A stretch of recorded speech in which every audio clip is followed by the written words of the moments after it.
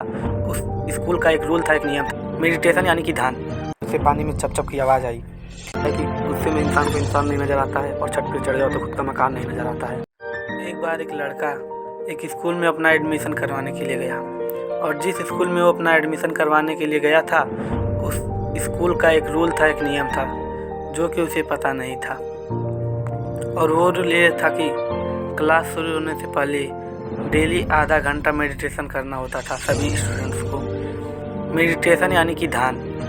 School में admission होने के बाद वो लड़का क्लास में एंट्री लिया, तो वहाँ के गुरु ने कहा कि तुम्हें भी सभी बच्चों की तरह आधा घंटा मेडिटेशन करना होगा, जिसके लिए वो तैयार हो गया और मेडिटेशन के लिए आँख अपने बंद कर लिया।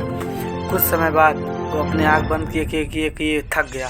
उसके बाद वो तुरंत अपना आँख खोल दिया। फिर उसके गुरुओं ने मेडिटेशन करने के लिए दोबारा से उसे मनाया। फिर वो मेडिटेशन करने के लिए बैठ गया। मेडिटेशन करते करते वो फिर से थक गया और उसे गुस्सा आने लगा। फिर उसने मेडिटेशन किया थोड़ी देर किसी तरह, फिर उसने आँख खोल दिया।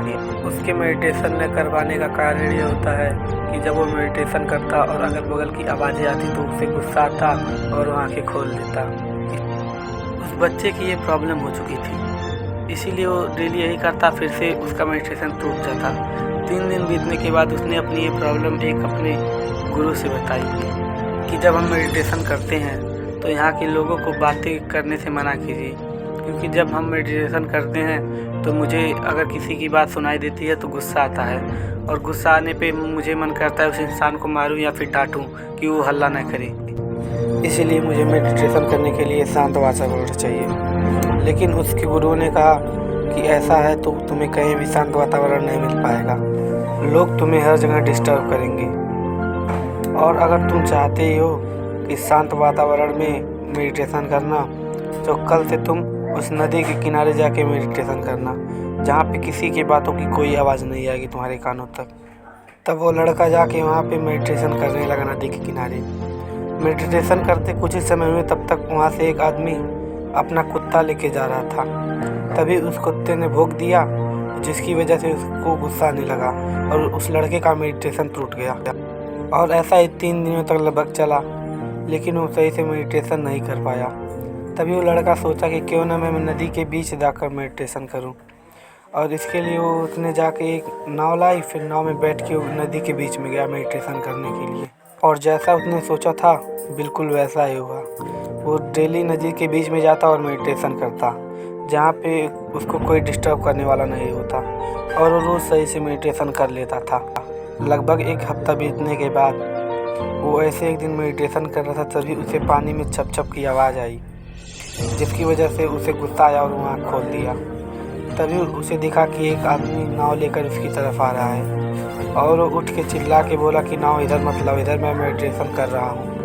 लेकिन उस नाव से कोई आवाज़ नहीं आई, और लड़का चिल्लाता रहा कि मत आओ मत आओ, लेकिन वो नाव उसकी तरफ ही आती रही। और एक समय ऐसा है कि उसकी नाव ने टक्कर मार दी, जिसकी वजह से लड़का एकदम गुस्से में लाल हो गया और सोचा कि अब जो इस नाव में होगा उसको मैं तो छोड़ूंगा नहीं।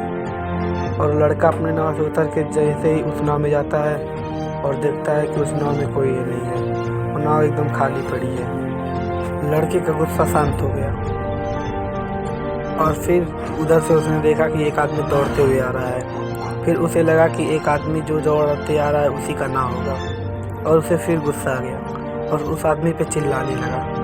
फिर वो आदमी ने बोला कि ये नाव मेरी नहीं है, मैं तो तुमसे पता पूछने आया था, लेकिन फिर भी तुम मुझ पर चिल्ला रहे हो। फिर से लड़के का गुस्सा शांत हो गया, और लड़का उस नाव को उसी दिशा में लेकर जाने लगा जिस तरफ से वो नाव आई थी।